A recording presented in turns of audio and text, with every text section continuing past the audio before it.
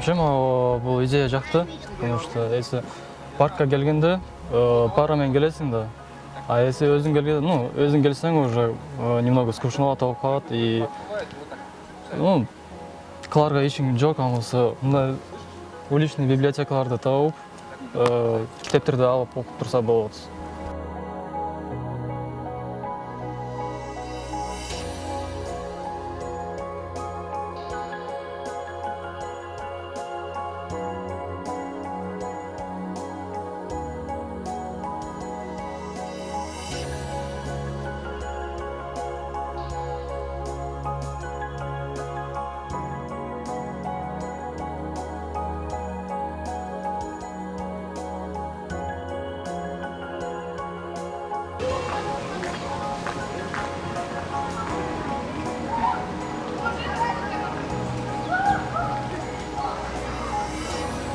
Ушул райондо жашаган жергиликтүү калкка паркка келип эс алганда китеп окуганга мүмкүнчүлүк түзүлдү деп.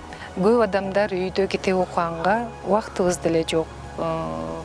Китепти алып караганга деле мүмкүнчүлүк болбой калат. Ал эми бул жерге келип баарлашып, сырдашып, сүйлөшүп отурганда эрксизден барып китепти колуңа алып окуганга мүмкүнчүлүк түзүлүптүр.